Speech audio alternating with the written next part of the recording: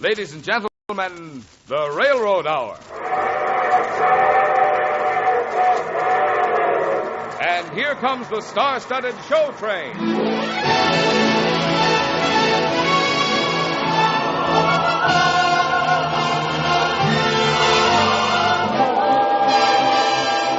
Tonight, the Association of American Railroads presents the great Broadway musical hit, Music in the Air, starring Gordon MacRae and his charming young guest star, Miss Jane Powell.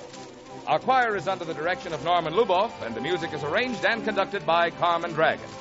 Yes, tonight another top musical success is brought to you by the American Railroads, the same railroads that bring you most of the food you eat, the clothes you wear, the fuel you burn, and all the other things you use in your daily life.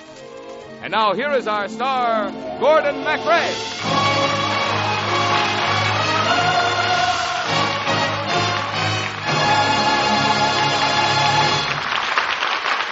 Thank you very much, Marvin Miller, and good evening, ladies and gentlemen. Tonight we have music by Jerome Kern and a story by Oscar Hammerstein II. And so we're ready for adventure, romance, and music in the air.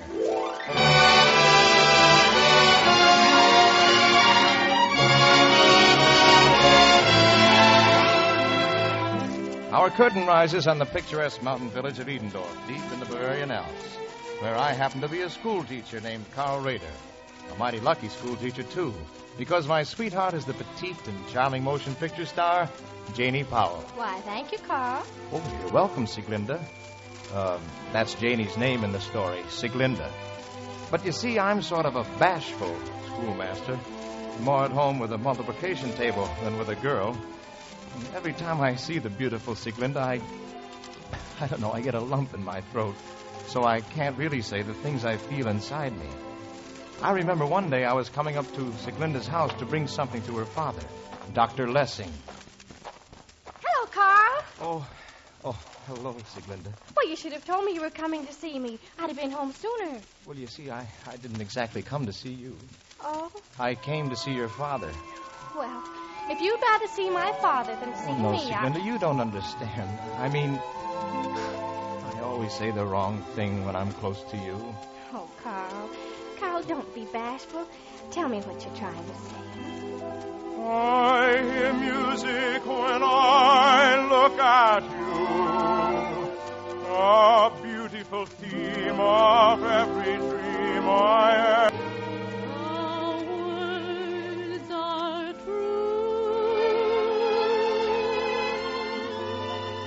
The song is you.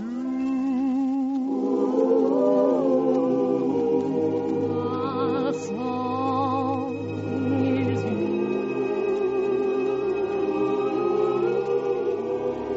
The song is you.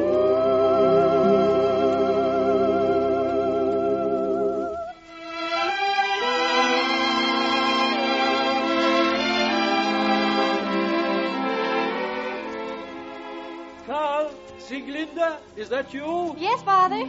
I've finished the words, Dr. Lessing. So soon. That's wonderful. Carl, did you write words for one of Father's compositions? Well, I hope what I've written is worthy of the greatest composer in Edendorf. Oh, Carl, I am the greatest composer in Edendorf because I'm the only composer in Edendorf. Let me hear your lyric, Carl. I'll be out in the kitchen. No, Sieglinde, stay. I want you to hear this, too, because even though you don't know it, you helped me write the words. Carl, Father, a song like this, it's not right to keep it to ourselves in our own little valley. She's right, Dr. Lessing. You should have it published. Oh, I am no businessman. Look, I'm going to Munich next week with the walking club. And, Dr. Lessing, if you came with us... I should walk to Munich 60 miles? You think I'm a schoolboy. Oh, we'll take our time, a week or more. I have not been there for 20 years. My old school friend, Ernst Mahler, is a music publisher in Munich. Why, then you must come and give him the song. And Sieglinde must come to sing it for you. Oh, please, Father. Please, huh? Somehow I feel this is a wrong thing to do. It will bring sadness to us. Well, how, Dr. Lessing? It can only make you famous. Oh, it'll be a wonderful holiday for all of us. There's a hill beyond the hill, beyond the hill, beyond the hill. If you live beyond the song, follow along, follow along.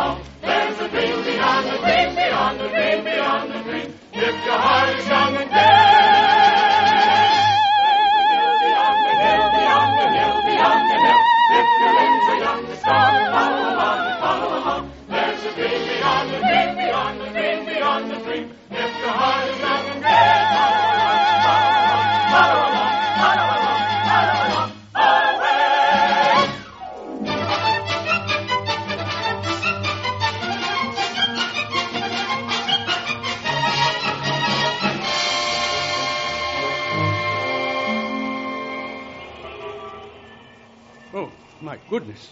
What have they done to Munich in the 20 years I've been away? Oh, goodness, everyone's in such a hurry. And look, everyone looks so mad. Well, that's the way it is with city life. Ah, look. There is the sign, Mahler and Company, music publishers. Well, shall we go in? I wonder if my old friend Ernst will recognize me. It has been so long. May I help you? We'd like to see Mr. Mahler, please. Well, he's very busy. You'll have to wait. And you can take your play and your music. Now, Frida, let's not have another scene. Who's making a scene? Oh, my goodness. I'm leaving you, Mr. Mahler. I'm leaving your wretched little opera company. May I introduce myself? Walk out on me, Frida Hutsfield, and you'll never work in musical comedy again. I have a dozen offers. Excuse me. Are you really Frida Hutsfeld, the great star?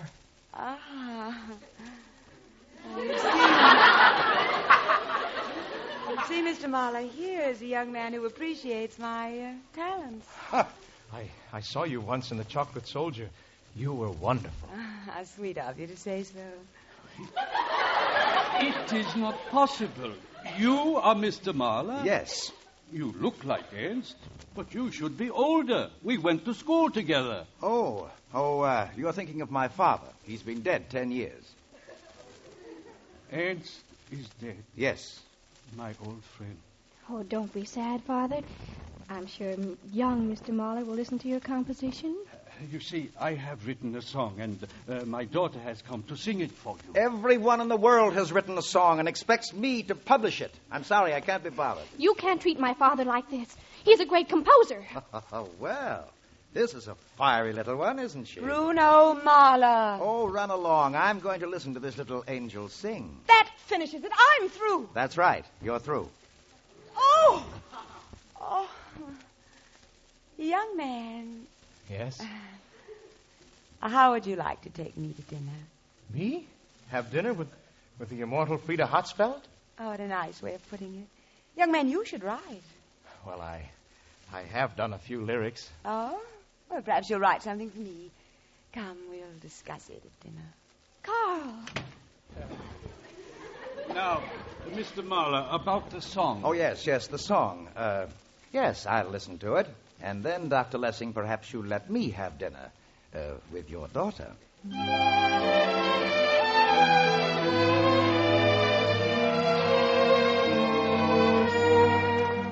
Are you having a good time, Carl?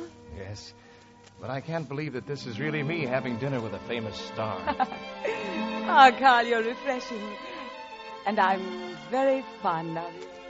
Are you really? Do you know what's been happening to me, Frida, while we walked in the park? No, tell me, Carl. I hear music when I look at you. A beautiful theme of every dream I ever knew. Down deep in my heart, I hear it play. I feel it start, then melt away.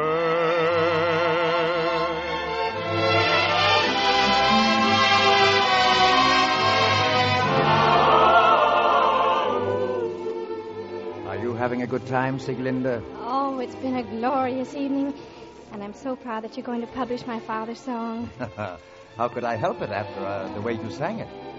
I wonder, can I persuade you to take Frida Hutsfield's place in my opera company? I'll make the theater goers love you as much as I do.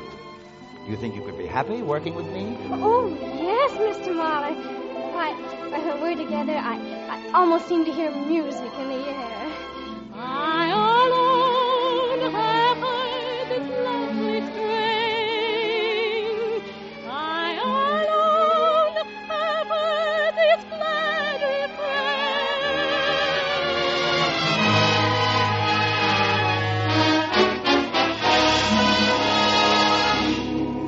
refrain. This is working out all wrong. I always thought that Carl and my Sieglinde, that they should sing their songs to each other, not to strangers. Oh, we never should have come here. We should have stayed in Edendorf. Why can't I let you know the song my heart would sing? That beautiful rhapsody of love and youth and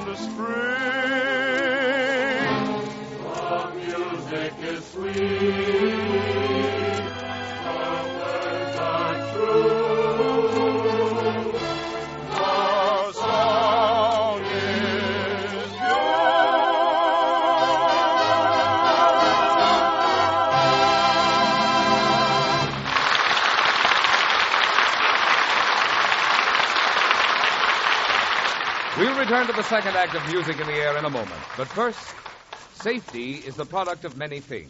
It is the product of safe tools and equipment. It is the product of the observance of safe operating rules, whether it be the operation of a kitchen stove at home, or an automobile on the road, or a train on its track.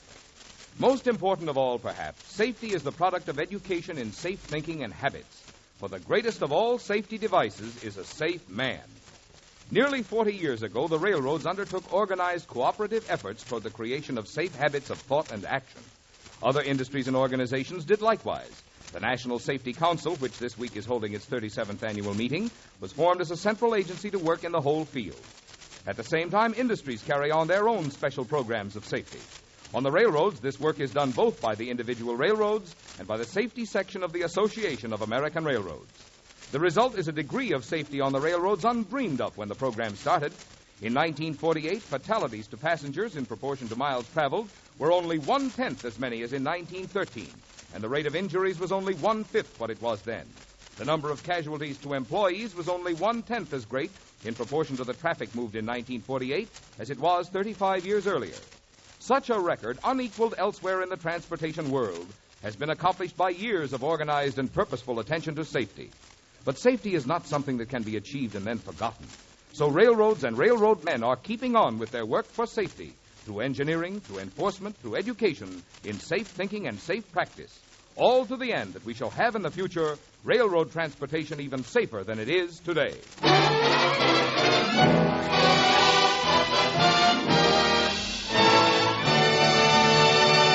Now here is Act Two of Music in the Air, starring Gordon MacRae as Carl Rader and his guest star Jane Powell as Sieglinde.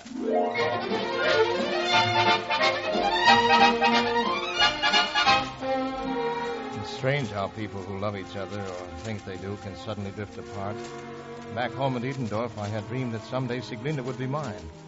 But at Munich, with the glamorous Frida Hartzfeld at my arm, Sieglinde didn't seem nearly so important. And she was having the time of her life with that pompous impresario, Bruno Mahler, who had actually given her a starring part in his newest operetta. Quiet now, quiet in the theater. Oh, do I look all right, Mr. Mahler? Oh, yes, my child, you look enchanting. Oh, gosh. I'm so frightened, though, with all the lights and the people. Do not be frightened. This is merely a dress rehearsal. Sing it pretty, my dove. I will be listening. Well, thank you, Father. All right, music. A warm spring night was stirred by a breeze, and love was born. A moon in flight was caught in the trees, and love was born. A lark sang out, and through the mist a sigh became a sigh kiss, and two young lips were gently kissed, and two young hearts learned to fly. A shepherd boy awoke from a doze, and drew his horn. A friend came up and smiled on a rose, and love was born. A lark sang out, and through the mist there came a sigh upon a sigh, and two young lips were gently kissed, and two young hearts learned to A fly. shepherd boy awoke from a doze, and blew his horn. The sun came up and smiled on a rose, and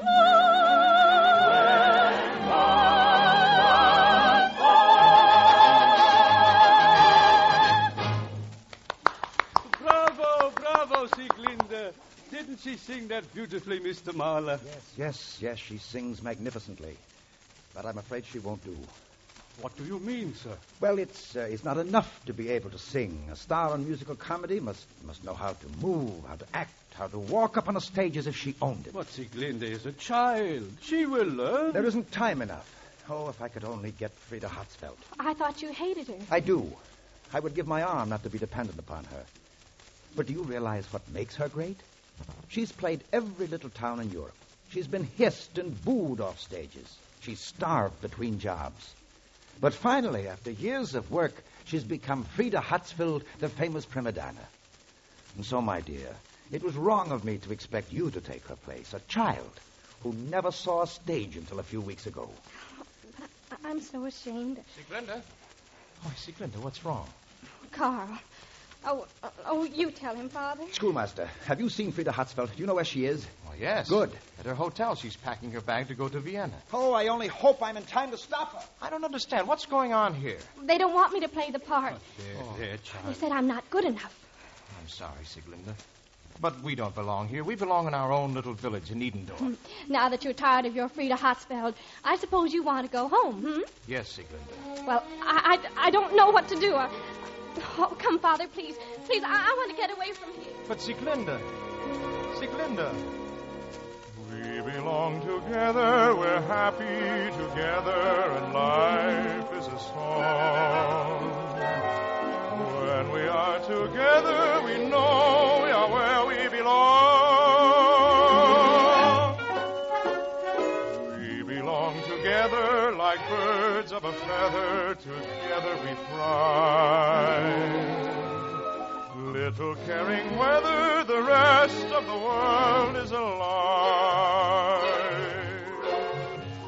All alone, I'm only a hand, like a joke without any laugh. But when we are together, we're happy together, and life is a song. When we are together, we know we are where we belong. Together, we know where we belong.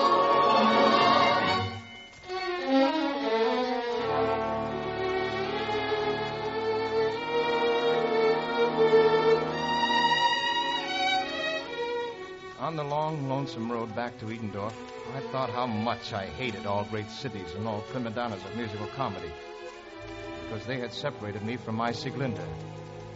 In Edendorf, I found her again, but we were farther apart than ever, until the day Sieglinde came running to her father with a big package wrapped in brown paper. Father, look what came in the post. From Munich. What can it be? Oh, your song. All printed and published. Ah. And a letter from Mr. Mahler. Oh, what is We that? are sending this all over the world. We expect to sell thousands of copies. Oh, Father. Oh, congratulations. You must not only congratulate me, my child. What about the man who wrote the words to the song? I don't want to talk to Carl. He doesn't care anything about me. Nonsense. The whole village is talking about how sad our schoolmaster is because you won't talk to him. He is so gloomy with his lessons, a whole generation is being depressed. Well, we can't let that happen. Of course not. Now take this music and show it to your car.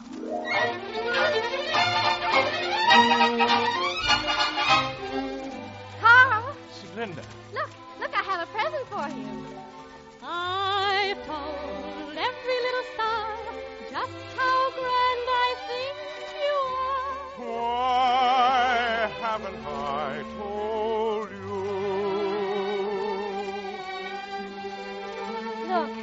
Look, it says music by Dr. Walter Lessing. Words by Carl Rader. Oh, it's your song, Carl. Oh, no, my darling. You were the inspiration, both for your father and for me. Sieglinde, the song is you. I alone have heard this lovely strain. I alone have heard this glad refrain. Must it be forever inside of me? Why can't I let it go?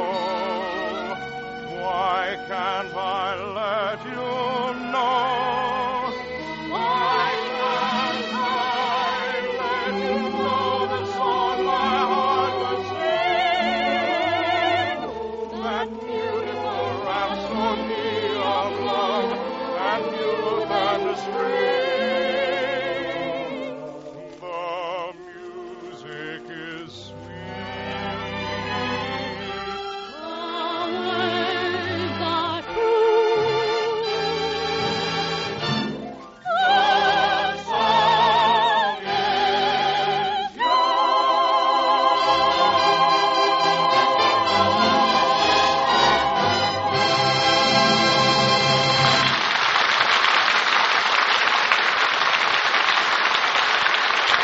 Thank you, ladies and gentlemen. Jane Powell will be back in just a moment. Meanwhile, this is Gordon MacRae with a word of thanks to our excellent supporting cast, Betty Lou Gerson, Jerome Cowan, Gigi Pearson, and Herb Butterfield, who played Dr. Lessing. Music in the Air, composed by Jerome Kern with book and lyrics by Oscar Hammerstein II, was adapted for radio by Lawrence and Lee. The Railroad Hour is brought to you each week at this time by the American Railroads. These railroads are your hometown partners. They provide jobs for your neighbors. They buy supplies in your town. And they pay local taxes just as you and I. Thus, the railroads are more than just railroads. They are citizens, and mighty important citizens, in your own hometown. Now here again is lovely Jane Powell. Oh,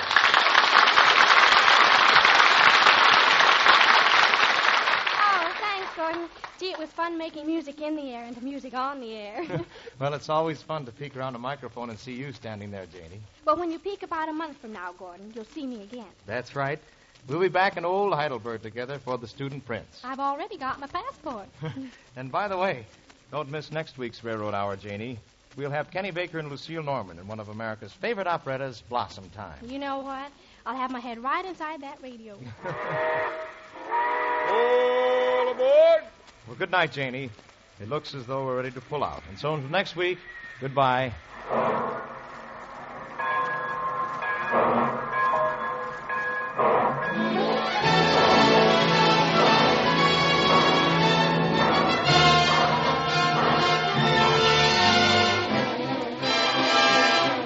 Music in the Air was presented by special arrangement with Tams Whitmark Music Library.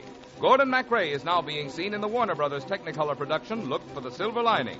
Jane Powell appeared by arrangement with Metro-Goldwyn-Mayer, producers of The Red Danube, starring Walter Pidgeon, Ethel Barrymore, and Peter Lawford. Our choir is under the direction of Norman Luboff, and our music is arranged and conducted by Carmen Dragon. This is Marvin Miller saying goodbye until next week for the Association of American Railroads. And now keep tuned to your Monday night of music on NBC.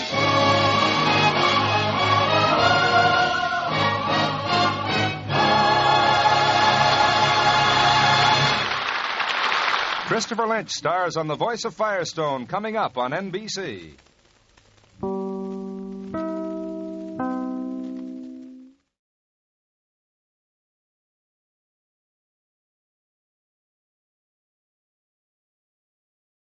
Ladies and gentlemen, the Railroad Hour. And here comes our star-studded show train.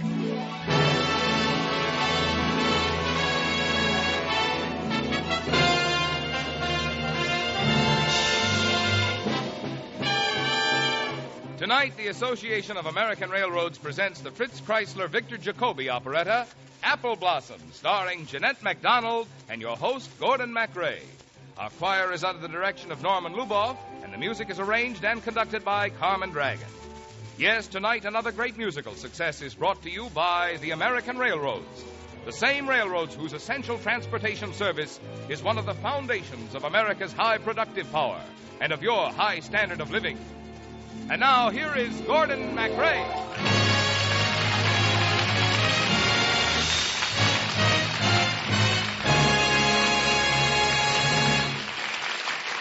Thank you, and good evening, ladies and gentlemen.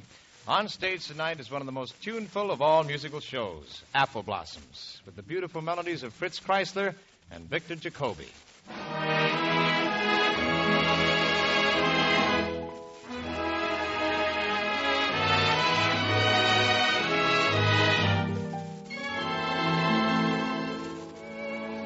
You know, Apple Blossoms presents quite an acting chore for me. For throughout most of it, I have to pretend I'm a man who doesn't enjoy being married to our lovely and charming guest star, the screen's first lady of song, lovely Jeanette MacDonald.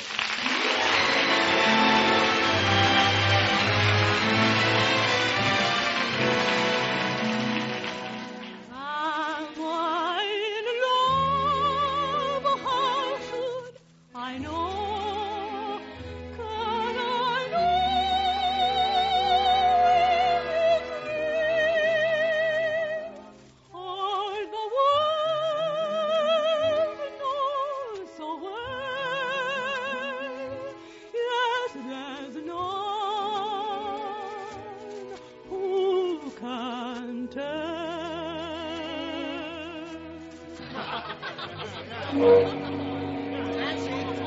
Nancy! Oh, right over here, Dickie. Oh, Nancy, I want to see you alone. Can't you get rid of these people? Oh, but Dickie, we're having a little farewell get-together. Our ship docks tomorrow, you know. That's why I must talk to you. Once we arrive in New York, you'll walk out of my life forever to become Mrs. Philip Campbell. I know, Dickie, but it's not as though I were marrying Phil from choice. Uncle George arranged it just as he's arranged everything for me all my life. A practice I disapprove of highly. Well, you really shouldn't. After all, I couldn't have met you on the boat coming from Europe if Uncle George hadn't arranged to send me to Europe. I still don't approve. He had no right to demand that you come home, just when you were having the best time of your life. I know. When his letter came, I could hardly believe my eyes. I read it over and over, hoping I'd misunderstood what he meant. But no matter how many times I read it, the meaning was always the same. Well, read it to us. Maybe we can translate it for you. Very well. Dear Nancy, I've made up my mind at last to tell you what I planned for you to do. The time has come when you must look ahead, for now you're old enough to think of life and what is best for you.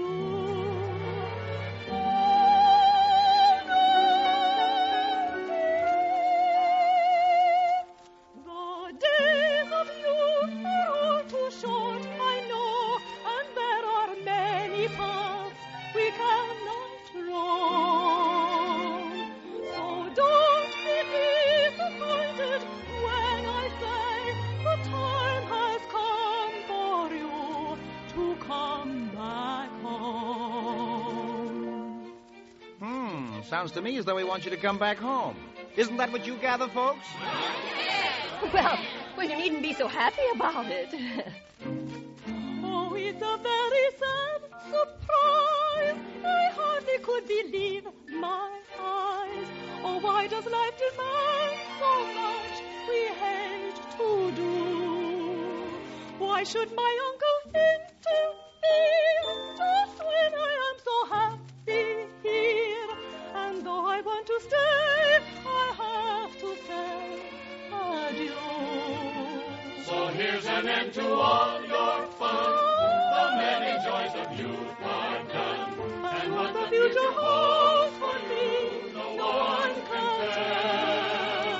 But though we go our different ways, we'll not forget these happy days. You'll never know how sad so sad to say farewell.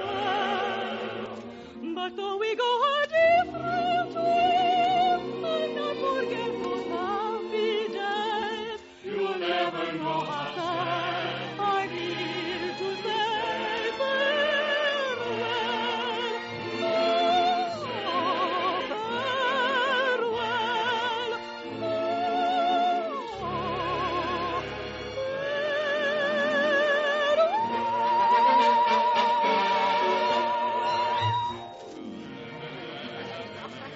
Nancy, you may be marrying Phil Campbell, but that won't alter your love for me, will it? You've got to go on loving me, just as I'll go on loving you. But don't you think we might find that a little difficult? Your marriage will make absolutely no difference to me.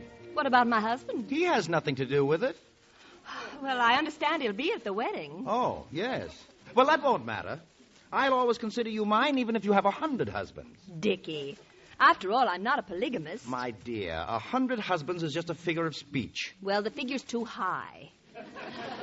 Oh, somehow this isn't working out the way I'd always dreamed my marriage would be. Oh, I know Uncle George will arrange everything perfectly. Beautiful bridesmaids, handsome ushers, wonderful presents, and apple blossoms. Not apple blossoms, orange blossoms. No, that's much too conventional. I've always wanted apple blossoms at my wedding. Somehow, everything nice that has ever come to me has happened when the apple trees are in bloom. Oh, it all sounds very unlucky to me.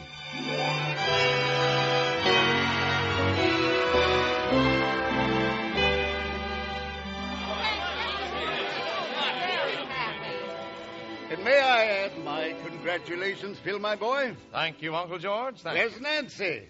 I've never attended a wedding yet that I didn't kiss the bride. She's still inside. The line is already formed for the kisses. Then I'll wait and kiss her out here. I can always do better when I'm not being rushed. Well, my boy, how does it feel to be a married man? Well, it's a little early to tell, isn't it? As far as I know, I feel exactly as I did before. At least my attitude is the same. And just what attitude is that? Well, I'll tell you. Where is the man who is glad to bow to the plan that he give up all of his life to his wife from his wedding day? Why should he try when he can forget with a sigh all his old loves? Ask any man for the truth and he will say, I love the girls just the same. And being wed cannot kill the flame. There is the same old charm invitation with a maid half afraid. And when she looks at me with a smile, I know it's girls make life worth the while. Now I must leave them, forget them, but love them, husband I. Little girl, goodbye. I love the girls just the same. And being wed cannot kill the flame.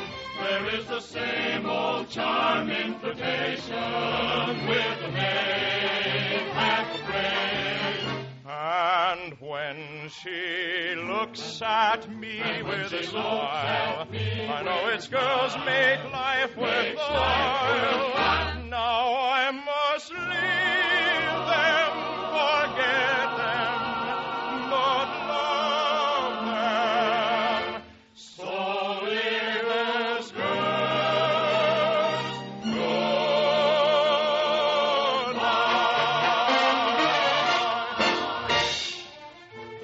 Oh, I'm afraid that attitude will change, my boy, when you settle down to a steady married life.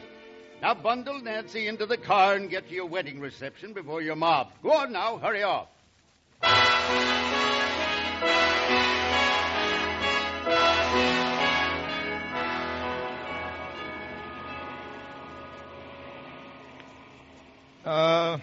Look here, Nancy. Yes, Bill. I realize that you didn't want to marry me any more than I wanted to marry you. We have been sacrificed on the altar of big business. I know. Our family's decided that your coal mines must marry my steel mills. Well, now the wedding's over and the stockholders are happy. Even if we live miserably ever after. Well, personally, I don't intend to be unhappy. Neither do I. We must rise above industry and not let it affect us. I agree. But I warn you, I have my faults. Well, I doubt if even I am perfect. What's wrong with you? Well, coming back from Europe, I made a friend on the boat. A man. Well, nothing wrong in that. At first, we just spoke of the places in Europe we'd both been to. Mm-hmm. And then he began to notice the stars at night. And then he told me that he loved me. And then what happened? The boat docked. We swore to love each other forever and then separated. Of course, I'll never see him again. Oh, now that's ridiculous. Of course you'll see him whenever you want to. Why, do you think I want him to call me a jealous husband? How beautifully you look at it. Now that I've told you my greatest fault, suppose you tell me yours. Perhaps I'd better before you hear it from someone else.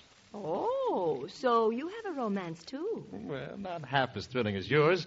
Simply an old friend. Old? Well, 25. Married? A widow. A widow. Very pretty, I suppose. Well, not exactly bad looking. What's her name? I didn't ask the name of your friend. Well, makes no difference to me anyway. I quite understand that. You're perfectly free to do as you please. And I give you the same freedom. Sounds delightful. Free as the birds in the air, flying with never a care.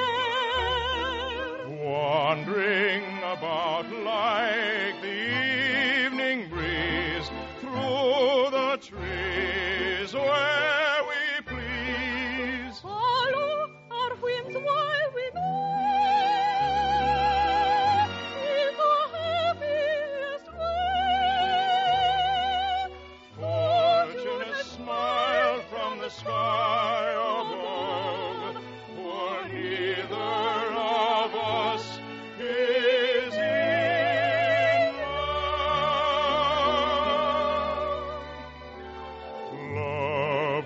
just a game that two are playing. Love is nothing but a game of chance. For the one who chooses very often loses. Love is never sure to be romance.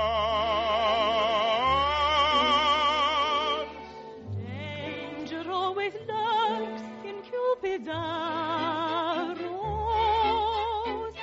but he never aimed at you or me.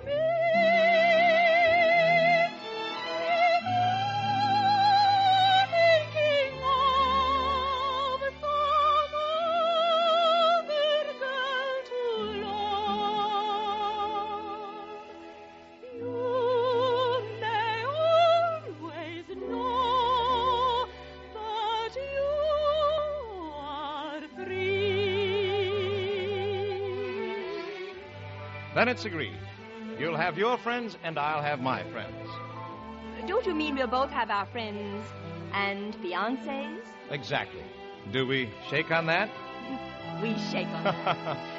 If you're thinking of some other one to love, you may always know that you are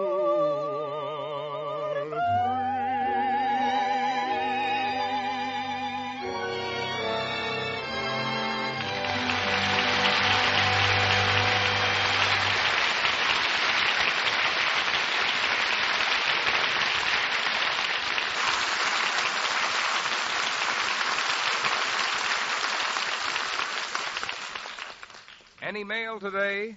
That's a question most of us ask many times a week. And chances are, if there was any out-of-town mail for you today, it came to your community by railroad.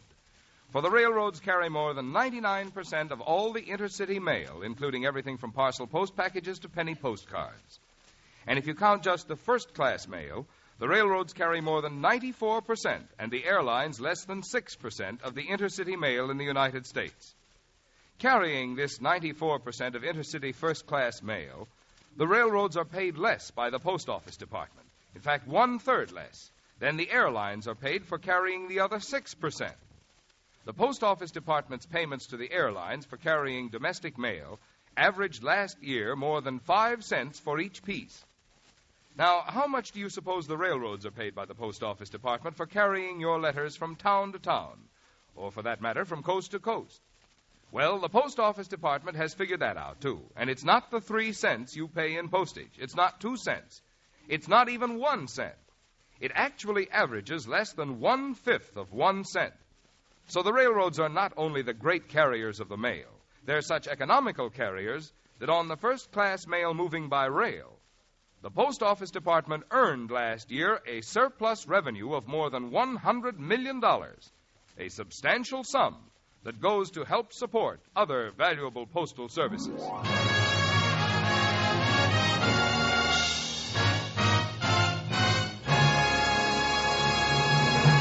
And now to Act Two of Apple Blossom, starring Jeanette MacDonald and your host, Gordon MacRae.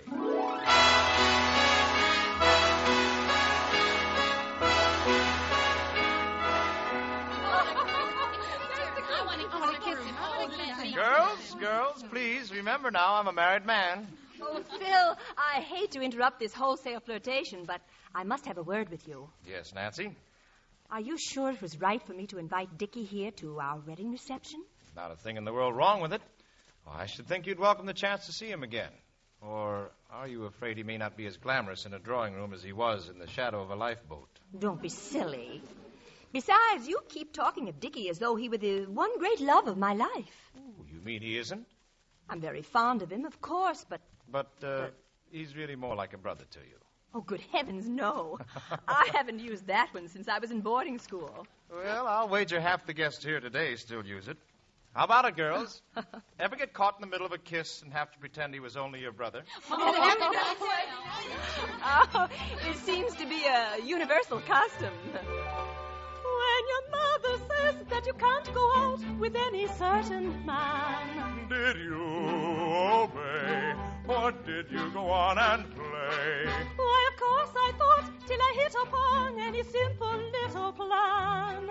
Then down the street, away from home we'd meet. Then sad but true, you say your brother met you. There are hundreds of brothers who'd look strange to their mothers. Every girl must have one or two. Some may have three. For there's many a sister says 'twas brother who kissed her. But no such bliss as that kiss belongs in the family. There are hundreds of brothers who look strange to their mother. Every girl must have one or two, maybe three. For there's many a sister says 'twas brother who kissed her. But no such bliss as that kiss belongs in the family.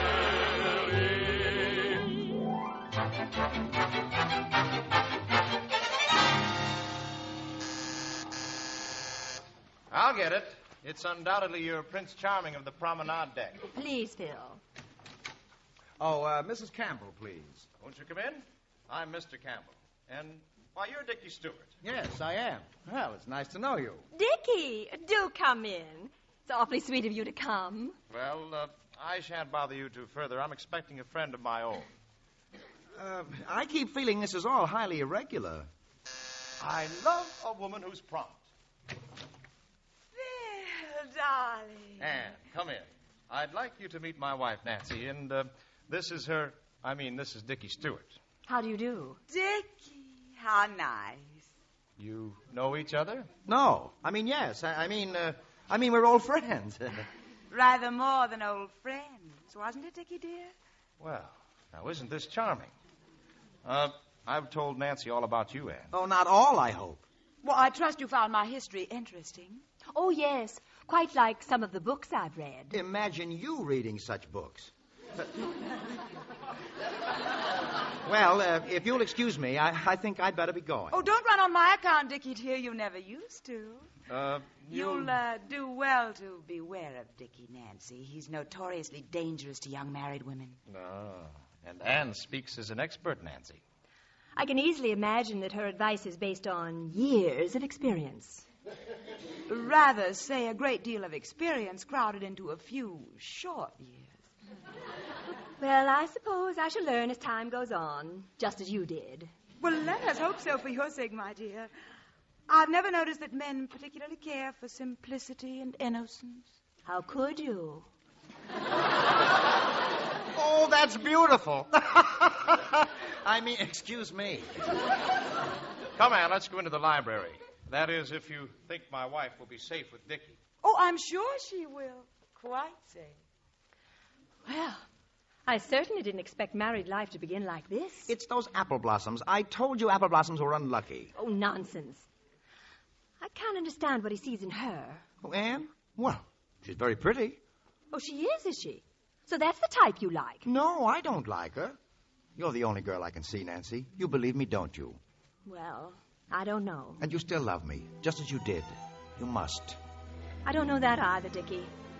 You know, at certain stages, it's very difficult to distinguish between love and infatuation. Nancy!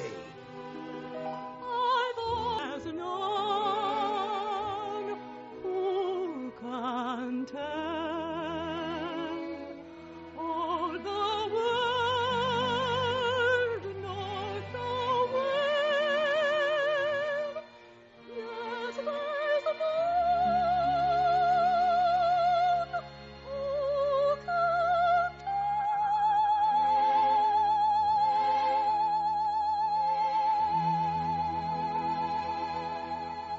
Nancy. Uncle George. Phil, come in here. Yes, Uncle George. Phil, this is preposterous. Will you kindly explain what's going on here? Going on? I drop in on your wedding reception, and what do I find? Nancy entertaining a boyfriend in here, and you in the library with another woman. Well, what's wrong with that?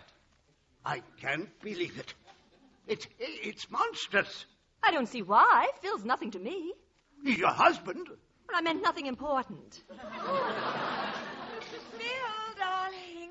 Yes, Anne? Oh, but don't forget, we have a cocktail date at 5. Phil, who is this young woman? This is Mrs. Ann Merton, my fiancée. John, Uncle George. Why, now look here. My ideas may be prehistoric, but I know how a marriage should be conducted. And I have a few ideas myself. After all, when a modern husband finds that his wife is in love with another man, he must take it philosophically. If he has any sense of gallantry at all, he'll do exactly this. Take his hat, his cane, and his gloves, and leave them alone with their loves. I don't understand this. Well, it's quite clear, isn't it, Nancy? Nothing could be more so. Exactly.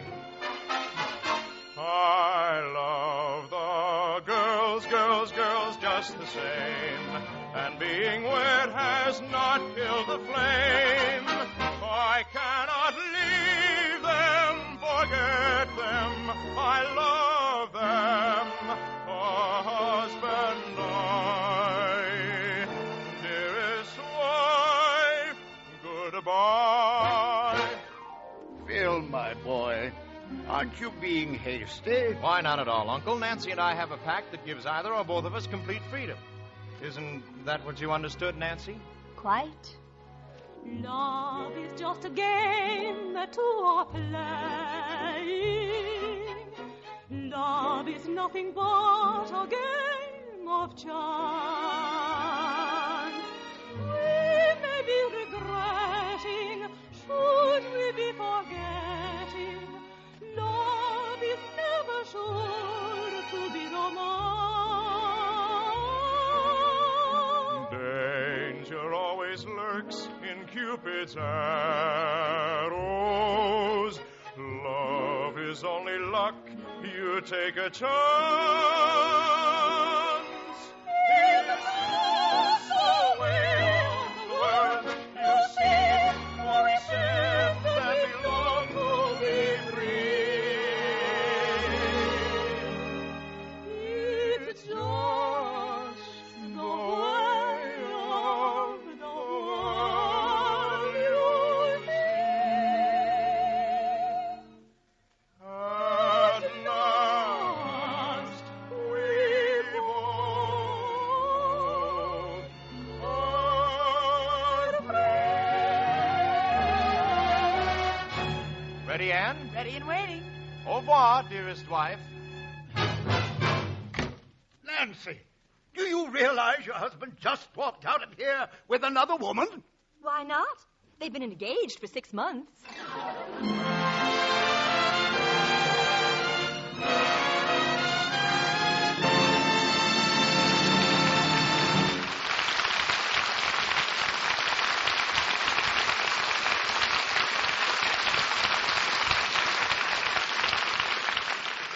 Back of the postman who brings your mail, there is a vast organization at your service, the United States Post Office Department.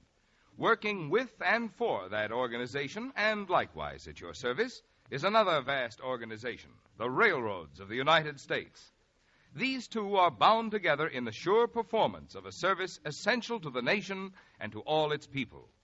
The service they render together is universal, reaching more than 40,000 railroad stations, to and from which mail is handled. It is dependable, with more than 8,000 mail-carrying trains completing their scheduled trips every day. It is fast, with 15,000 railway mail clerks busy in 3,000 railway post offices on wheels, advancing deliveries by sorting out the mail as it rolls on the rails. And it is economical, with first-class mail sent by rail, providing more than $100 million a year of surplus revenues, which help support other valuable services of the Post Office Department.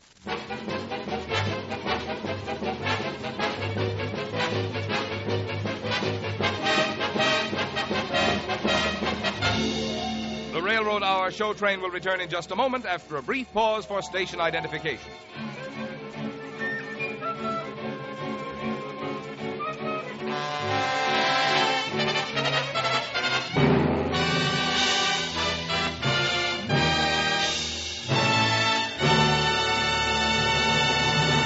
And now, Act 3 of Apple Blossom, starring Jeanette MacDonald and your host, Gordon MacRae.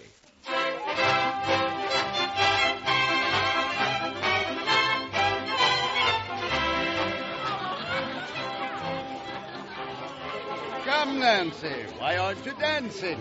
Uncle George, this is scandalous of you. Ma'am? Giving a masquerade for Phil and me and inviting Anne and Dickie. Well, I found that opposing you two didn't do any good, so I'm trying the other method.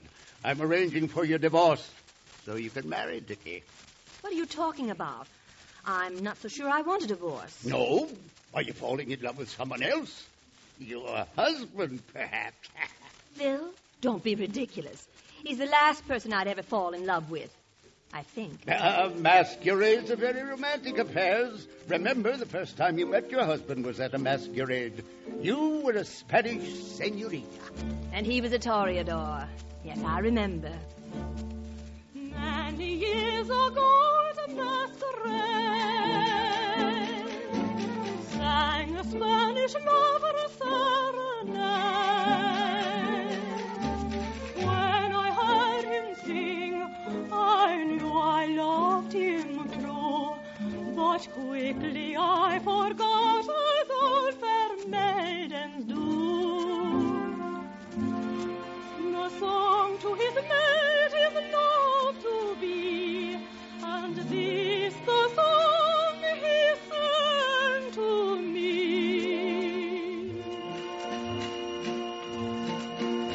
Oh, love star, shine down on the beautiful maid. Hark to the strains of my glad serenade. Bring her many lovers to her. You know that your magic commands are the kind that must be obeyed. For lovers to be happy are under your care. Smile down, keep them ever away from despair. If you do, they will always remain true. As all the world we've been told loves a lover, they all love you. Oh, star of love, way up in the sky, banish our sadness. Make that merry twinkle in your eye. Fill us with gladness.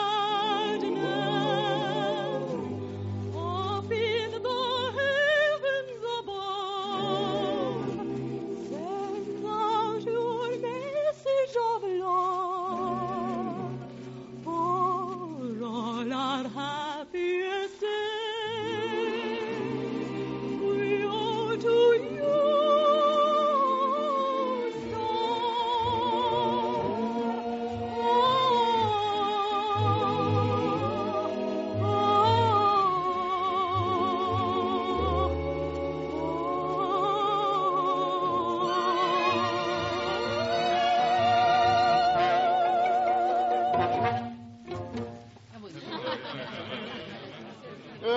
Very pretty sentiment, my dear, but don't be carried away. You're not in love with your husband, you know. Ah, there's the music. Run along, my dear, and find Dickie. I'm sure he'd love having this waltz with you. Very well, Uncle George, if you insist. But I'm warning you, my heart isn't in it.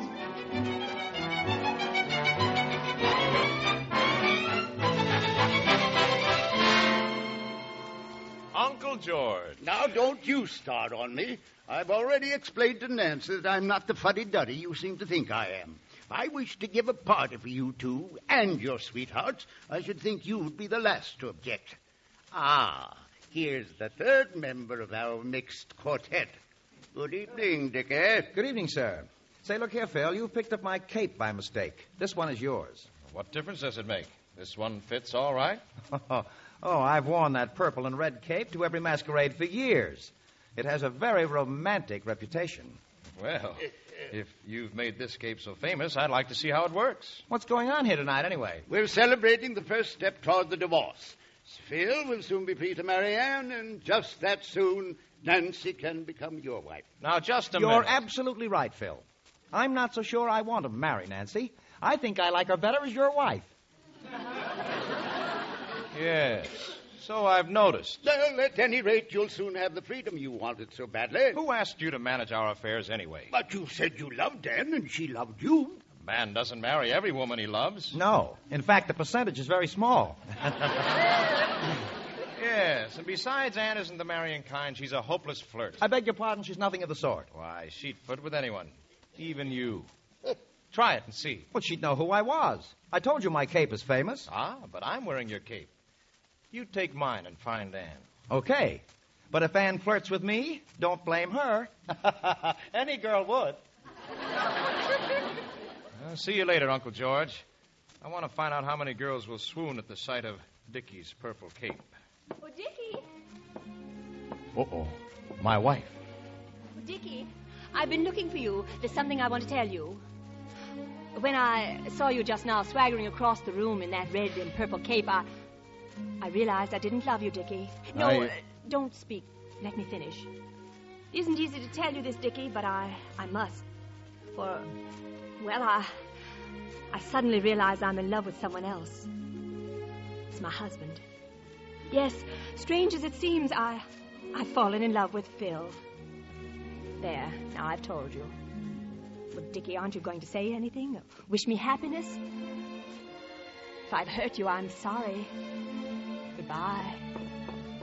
Nancy. Darling Nancy. In love with her husband. Very old-fashioned, but music to my ears. She speaks to me of love with words I prize all else above. Yet hardly I believe my senses now, for that the past she may redeem.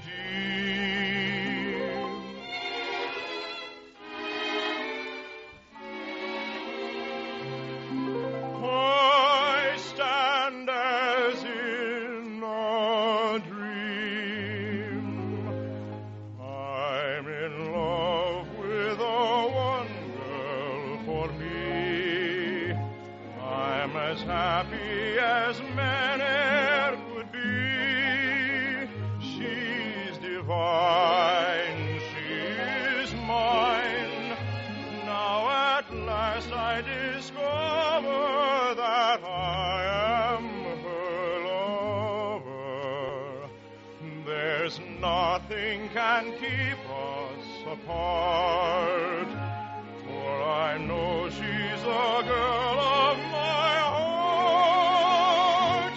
Now I'll quickly forget all the others I've known, for the girl that I love alone,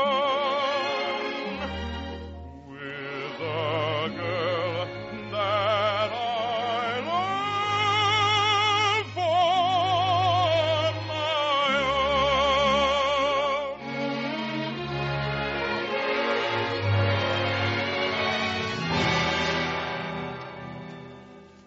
But, Anne, you can't know me. I changed capes with Phil, so you wouldn't recognize me. Dickie Stewart, I'd know you in a suit of armor with all the blinds down. I'm too familiar with your technique. Well, if I alter the technique and ask you to marry me, what would you say? Oh, I always say yes. Oh, Anne! Careful, here's Nancy. Oh, and me in Phil's cape. And I think it's only fair to tell you I have no intention of divorcing my husband. And if you can't resist practicing your wiles on him, kindly do so when I'm not present. Well, I can hardly be to blame if he prefers me to you. However, that's all past. He'll probably tell you so himself. Well, go ahead, Phil. I'm listening. Pardon me, are you talking to me? Dickie. Oh, I thought you were Phil. It's this cape. I forgot I was disguised as your husband. But where is Phil? Here I am, darling. Dickie, I don't know what you found in that cape. Well, I found a wife. So did I. Well, even with my broad-minded new outlook, partners keep switching awfully fast around here. Uncle George, you've got to stop that divorce at once. I had no intention of starting it, my dear. I knew those apple blossoms would be lucky.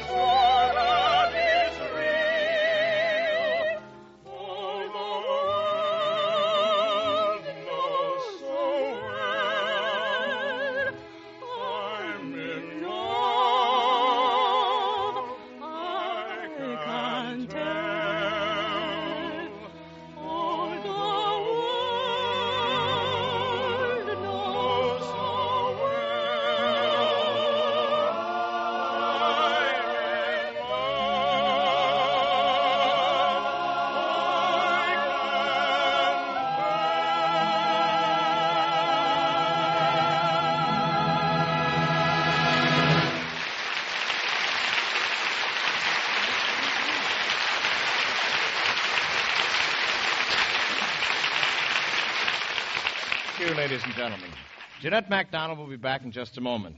Meanwhile, this is your host, Gordon MacRae, giving a vote of thanks to our excellent supporting cast, Francis X. Bushman, Betty Lou Gerson, and Jerome Cowan for their fine performances in Apple Blossoms, which was adapted for radio by Bill Demling. The Railroad Hour is brought to you each week at this time by 132 railroads, which are members of the Association of American Railroads.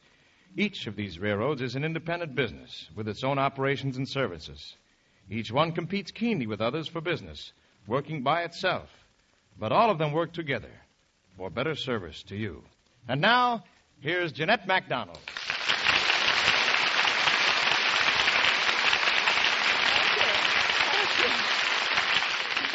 I'm almost beginning to feel like a regular on the Railroad Hour. This is my fourth appearance, you know, Gordon. Yes, and that's the record for the season, Jeanette. Why, we've almost gotten to look on you as our own sort of personal guest star. Well, thank you. By the way, what are you going to do next week? Next week, we'll conclude our regular season of shows, Jeanette, with Victor Herbert's Fortune Teller, with that lovely young lady of the Metropolitan Opera, Miss Patrice Munzel. The last one? Well, I won't miss that. Well, then what happens? Vacation? No, I'm afraid not for me. 2 weeks from tonight, Lucille Norman will join me for our summer series, Jeanette, on which we'll pay tribute to most of the composers whose works we presented during the past season. It sounds wonderful. I'll be listening. Goodbye, everybody. And now, before we leave, folks, here's an important reminder from Marvin Miller. Friends, many thousands of our listeners have asked for the informative 64-page booklet, Quiz on Railroads and Railroading. If you have not yet sent for this interesting booklet, you can get a copy without charge by writing to the Railroad Hour, Transportation Building, Washington 6, D.C. I'll repeat that address, the Railroad Hour, Transportation Building, Washington 6, D.C. All aboard! Well, it looks as though we're ready to pull out. And so until next week, goodbye.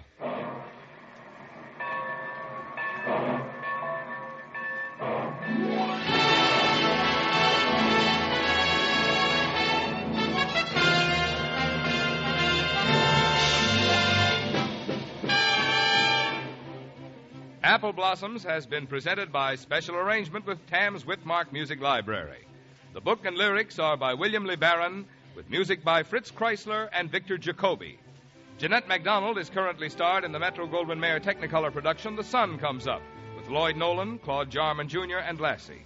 Gordon MacRae appeared on this program by arrangement with Warner Brothers, producers of My Dream Is Yours, starring Jack Carson and Doris Day. This is Marvin Miller saying goodbye until next week for the Association of American Railroads.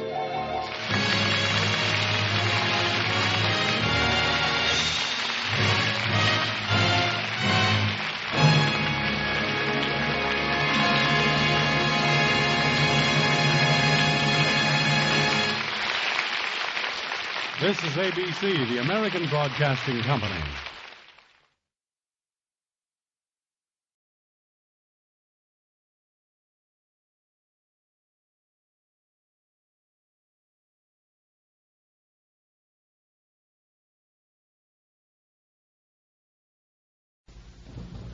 Ladies and gentlemen, the Railroad Hour.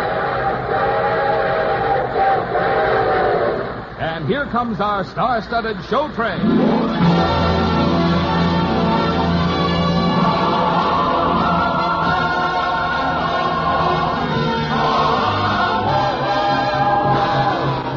Tonight, the Association of American Railroads presents a special Christmas show, The Happy Prince, starring Gordon MacRae and his guest star, Lucille Norman. Our choir is under the direction of Norman Luboff, and the music is prepared and conducted by Carmen Dragon. On this Christmas Eve, we have joined a great story with the great music of Christmas, brought to you by the American Railroads, the same railroads that bring you most of the food you eat, the clothes you wear, the fuel you burn, and all the other things you use in your daily life. And now, here is our star, Gordon MacRae.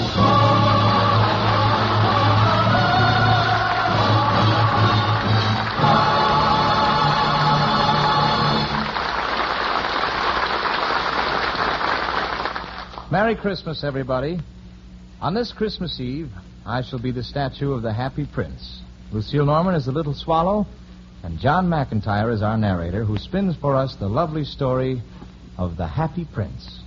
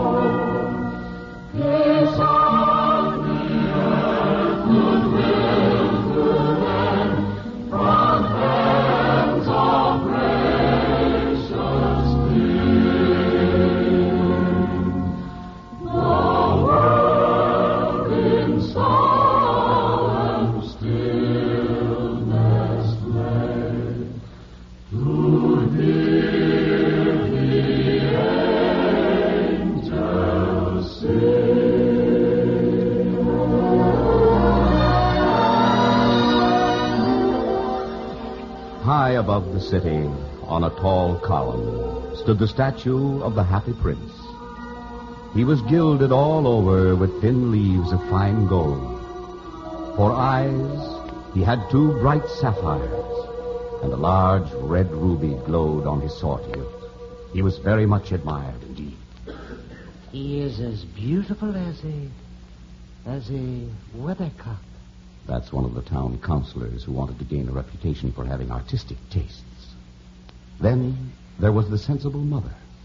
Mama, I want the moon. I want the moon. Oh, why can't you be like the Happy Prince? The Happy Prince never dreams of crying for anything. And then there was the disappointed man who gazed up at the wonderful statue. I'm glad there is someone in the world who is quite happy.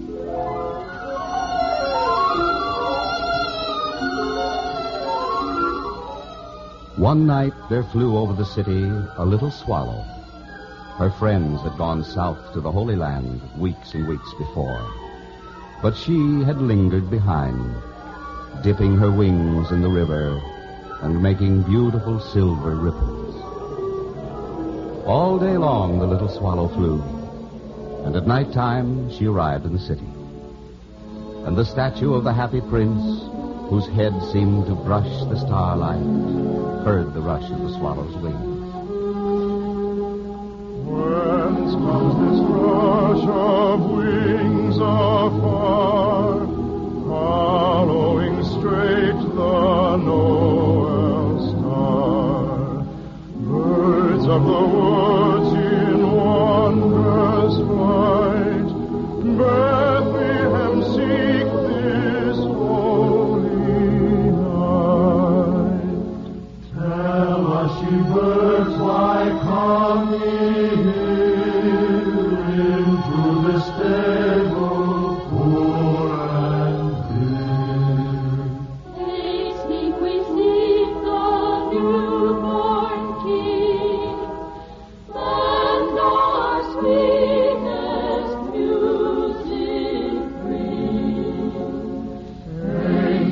and shepherds, birds of the sky, come where the Son of God doth lie. Christ on earth with man doth dwell, join in the shout, Noel, Noel. The swallow swooped down and settled for the night at the feet of the statue. I have a golden bedroom. Now for some sleep. Why, what a curious thing. There is not a single cloud in the sky. The stars are quite clear and bright, and yet it is raining. Another drop. What is the use of a statue if it cannot keep the rain off? Now, really, this is...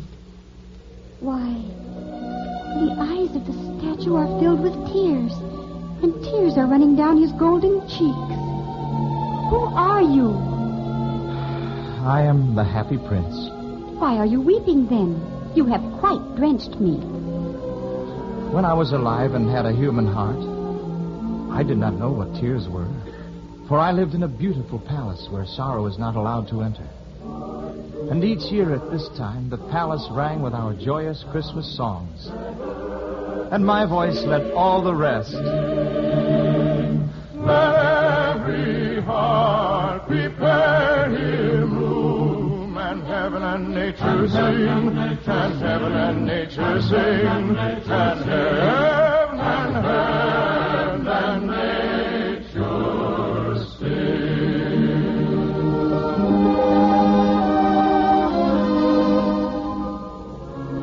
Everyone called me the happy prince, and happy I was, for I never looked beyond the walls of my palace. But now that I am dead, they have set me up here so high that I can see all the unhappiness in my city. And though my heart is made of lead, yet I cannot choose but weep. What? Is he not solid gold? Far away in a little street, there is a poor little house. One of the windows is open, and through it I can see a woman. In a bed in the corner of the room, her little boy is lying ill. He has a fever, and his mother has nothing to give him but river water.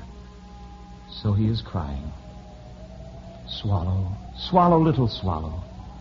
My feet are fastened to this pedestal, and I cannot move. Take the ruby out of my sword hilt and give it to the boy. I don't think I like boys. Last summer, when I was staying on the river, there were 2 rude boys who were always throwing stones at me. They never hit me, of course. We swallows fly too well for that. But still, it was a mark of disrespect. Please, little swallow, will you not stay with me for one night and be my messenger? Oh, but I am expected in the Holy Land, where the sun shines even in the winter. You have been to the Holy Land? Why, then you know the meaning of Christmas. Have you seen Bethlehem? Oh, yes. Just a bird's eye view, of course. Ah, but it is a beautiful town, dreaming under the starlight.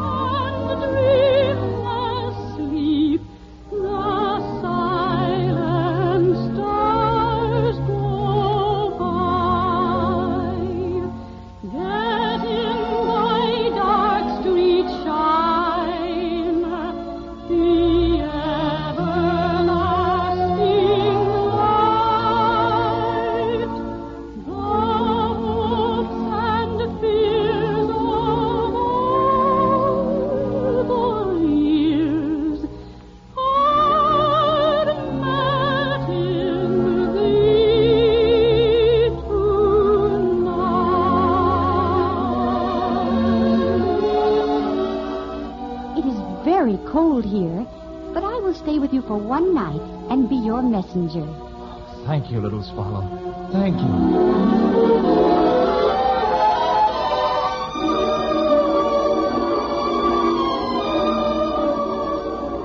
So the swallow picked out the great ruby from the prince's sword and flew away with it in her beak over the roofs of the city. She passed the cathedral tower where the white angels were sculptured. She passed over the river and saw the lanterns hanging to the masts of the ships. And at last she came to the boy's house. He was tossing feverishly on his bed, and the mother had fallen asleep, she was so tired. In the swallow hopped and laid the great ruby on the table. And then she flew gently around the bed, fanning the boy's forehead with her wings. How cool I feel. I must be getting better. I shall be better for Christmas.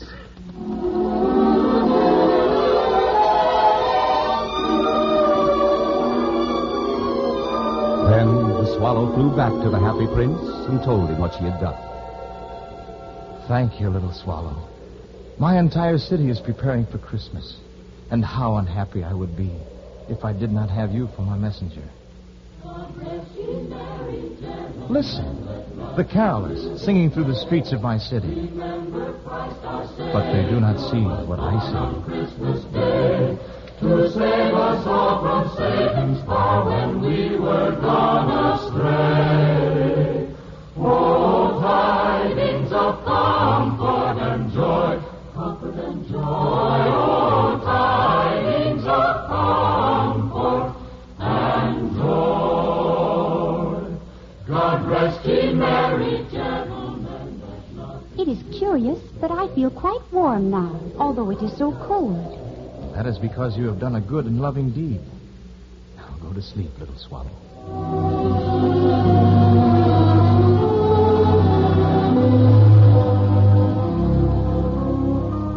The next night, when the moon rose, the swallow flew up to the shoulder of the golden, happy prince.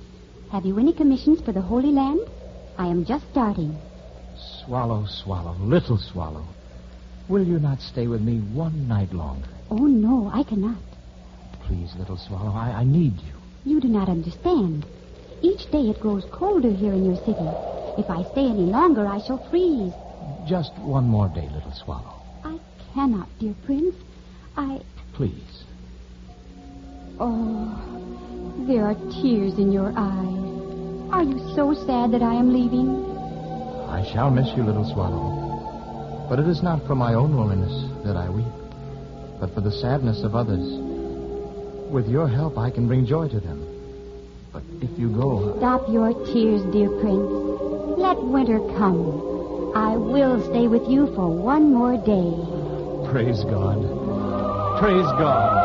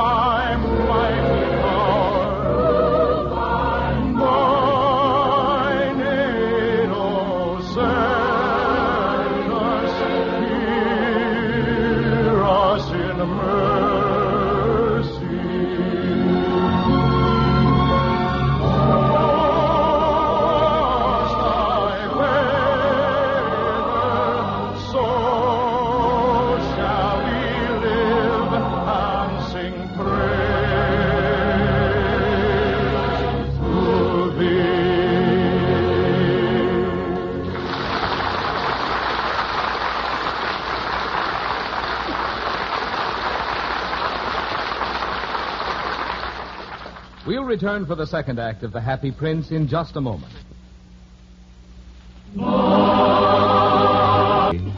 But still the swallow remained, doing the tasks of mercy and love the happy prince commanded. Sit on my shoulder, little swallow. But I am so cold, dear Prince. Oh, then I shall tell you a story which will warm your heart. The story of the first Christmas. Noel, the angels did say, was to certain poor shepherds in fields as they lay, in fields where they lay keeping their sheep on a cold winter's night that was so deep. Noel, Noel, Noel, Noel,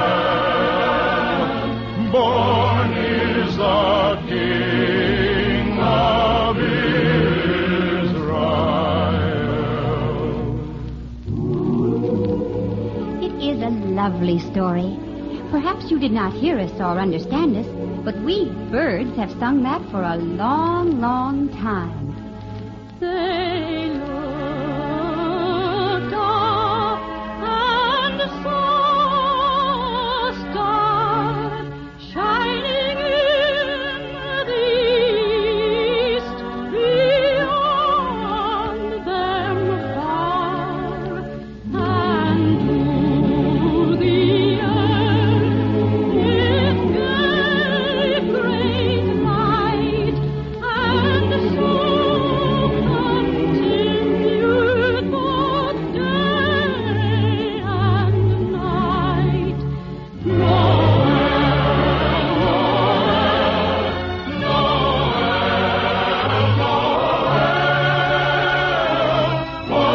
is the King of Israel.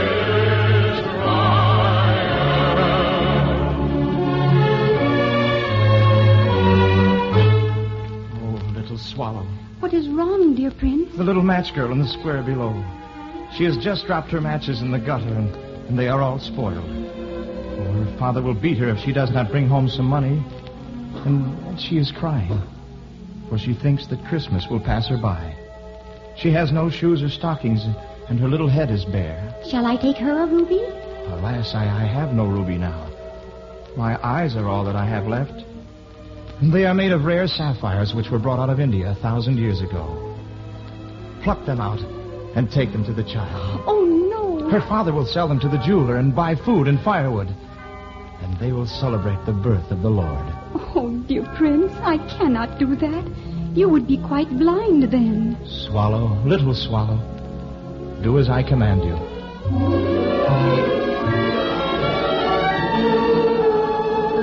So the swallow plucked out the prince's eyes and darted down with them.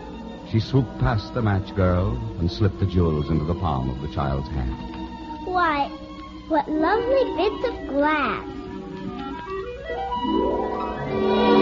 Then the swallow flew back to the prince. You are blind now, so I will stay with you always. No, little swallow. You must go away to the Holy Land where it is warm. I will stay with you always. You have a loving heart. Look down the streets of my city at the white faces of starving children staring out at the black world. I am covered with fine gold. You must take it off leaf by leaf and give it to the poor. Leaf after leaf of the fine gold the swallow picked off, till the happy prince looked quite dull and gray. Leaf after leaf of the fine gold she brought to the poor, and the children's faces grew rosier, and they laughed and played games in the street. We have bread now, and perhaps for Christmas, a roast goose, steaming and delicious. Then the snow came. The streets looked as if they were made of silver.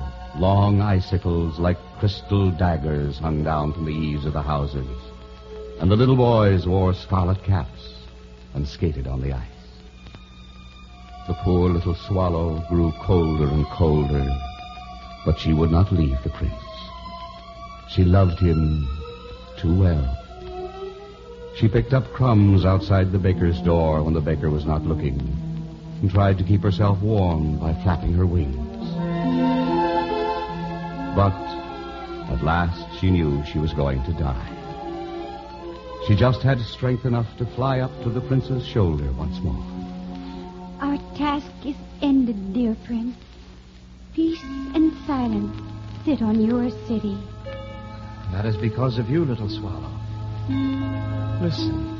Listen to the lovely silence of my happy city. Silent night, holy night, all is calm, all is bright. Young virgin mother and child, poor infant so tender and mild, sleep in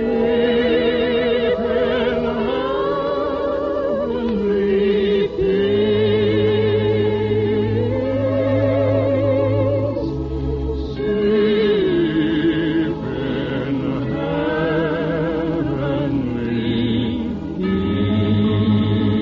sleep in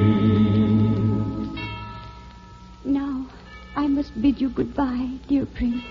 I am glad that you're going to the Holy Land at last, little swallow. It is warm there. You have stayed with me too long. It is not to the Holy Land I am going. I am going to the house of death. Death is the brother of sleep, is he not? Then she kissed the happy prince and fell down dead at his feet. At that moment, a curious crack sounded inside the statue as if something had broken. The fact is that the leaden heart had snapped right into it. Early the next morning, the mayor was walking the square. Dear me, how shabby the happy prince looks. The ruby has fallen from his sword, his eyes are gone, and he is no longer golden. We must have him pulled down. And what's this? A dead bird at his feet? We must issue a proclamation that birds are not to be allowed to die here. At the foundry where they melted the statue, there was something that puzzled the overseer. Why, what a strange thing. This broken lead heart will not melt in the furnace. Well, throw it away. Toss it over there on that dust heap where the dead swallow is lying.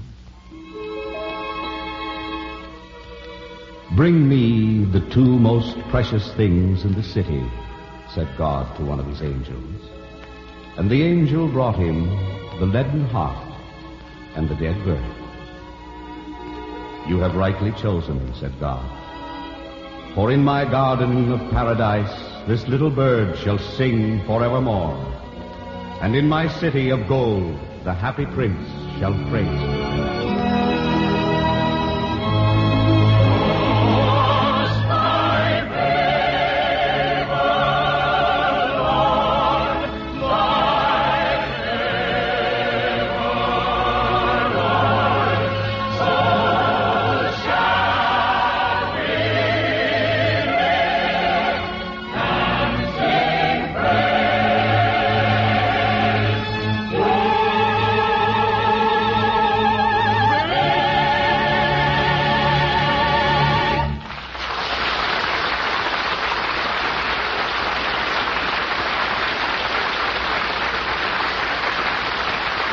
Thank you, ladies and gentlemen.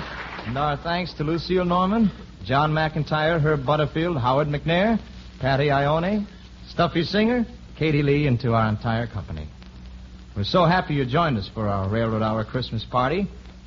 On behalf of all of the American Railroads and all the members of our company, Lucille Norman, Carmen Dragon, and all his fine musicians, Norman Luboff and all his singers, our producer, our technicians, our writers, and our arrangers. A happy, happy holiday, and God bless you, everyone. All aboard! Well, it looks as though we're ready to pull out, and so until next Monday night, when Lucille Norman joins us for the Railroad Hour Review of the Year, a happy holiday, and good night, everybody.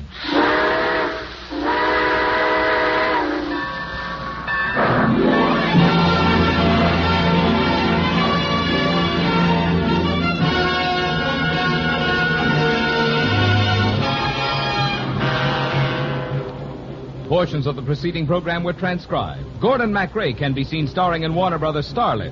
Lucille Norman appeared through the courtesy of Warner Brothers, who are releasing the Milton Sperling production Distant Drums. Tonight's story, The Happy Prince, by Oscar Wilde, with the great music of Christmas, was dramatized for the Railroad Hour by Lawrence and Lee. Our choir is under the direction of Norman Luboff, and our music is prepared and conducted by Carmen Dragon. This is Marvin Miller saying goodbye until next week for the American Railroads. Now keep tuned for your Monday night of music on NBC.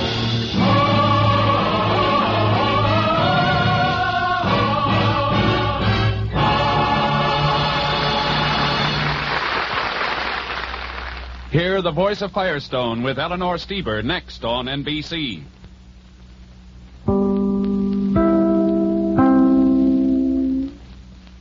Ladies and gentlemen, the Railroad Hour. And here comes our star-studded show train.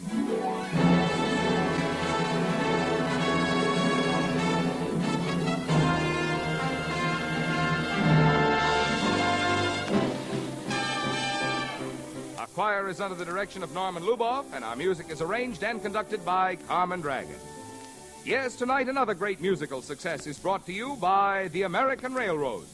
The same railroads that also bring you most of the food you eat, the clothes you wear, the fuel you burn, and all the other things you use in your daily life. And now here is Gordon MacRae.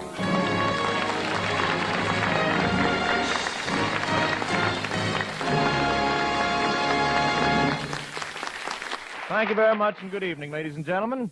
Well, tonight we bring you the immortal melodies of Franz Schubert in the operetta based on the life and music of that great composer. It's Blossom Time with book and lyrics by Dorothy Donnelly and music adapted by Sigmund Romberg.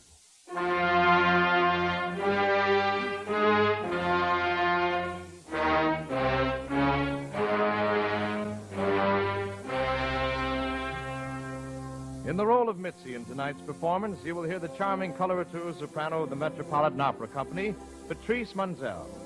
And as Baron Schober, the popular tenor of radio and the screen, Kenny Baker.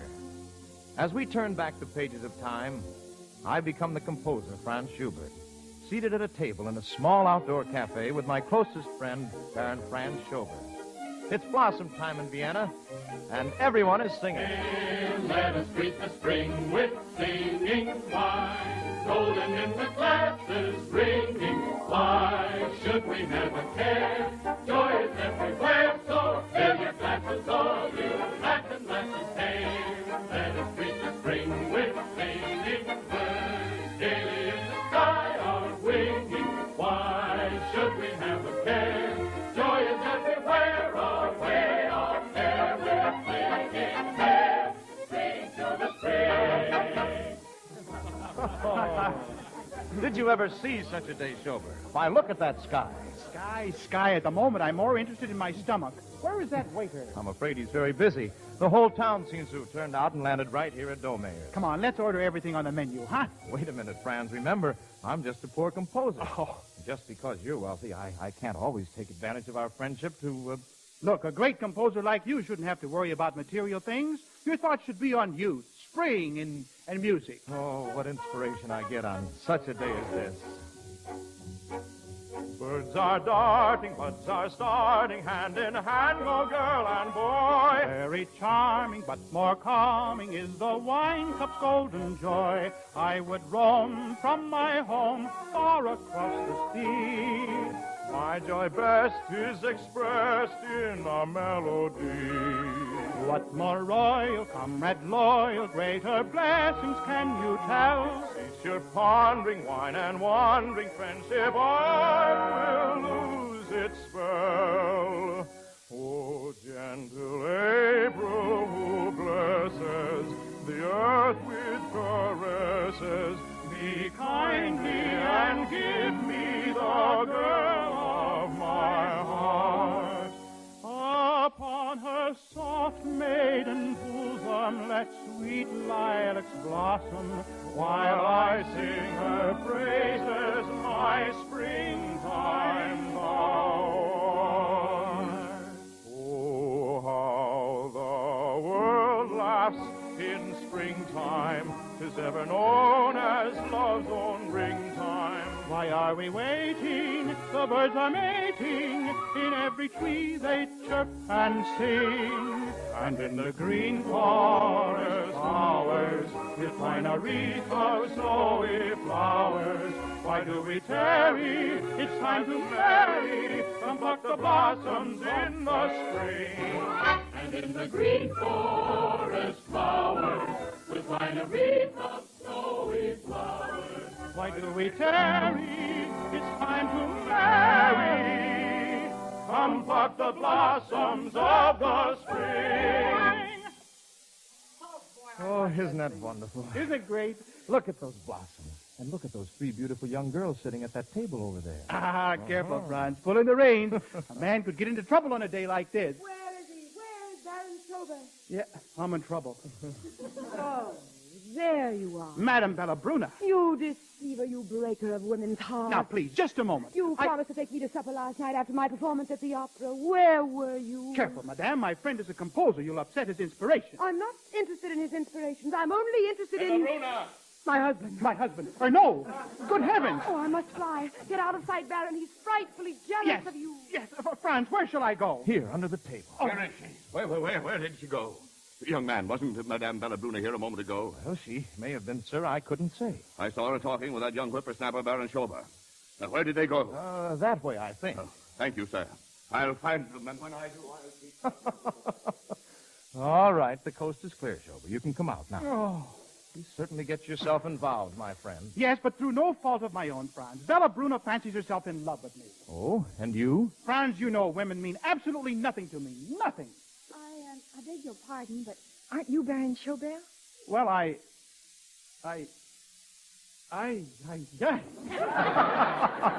Nothing, eh? Oh, Baron Schober, you don't remember me. And after giving me your key and everything. Why, Baron Schober. Why, Baron Schober? What key? The key to your ice skate. My ice skate? Why, I haven't been skating since I was 10 years old. 10? Well, you told me you were 12. Oh, why, you're Mitzi. Little Mitzi. Mitzi Kranz. Miss Kranz, may I present Mr. Schubert?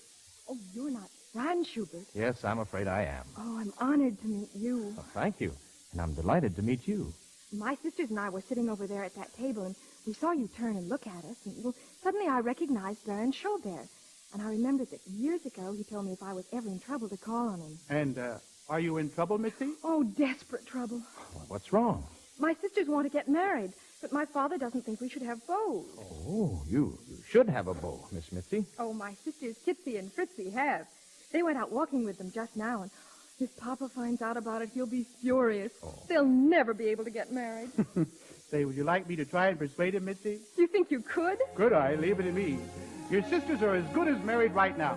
Don't worry any more about it. All your cares are blown away. Soon will be their wedding day. 2 little maidens soon will be wed.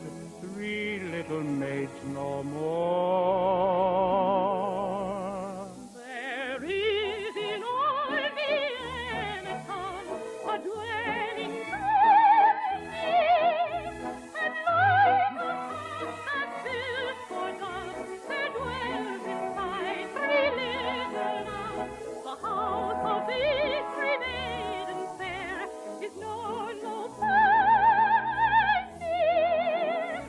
Not very soon a honeymoon will claim 2 maidens dear. Fritzy and Kitsy and Mitzi, they say, flutter their wings, for they'll soon fly away. Though they may fly as birdlings do, you'll always be 3 daughters true. Fritzy and Kitsy and Mitzi, the 3, dear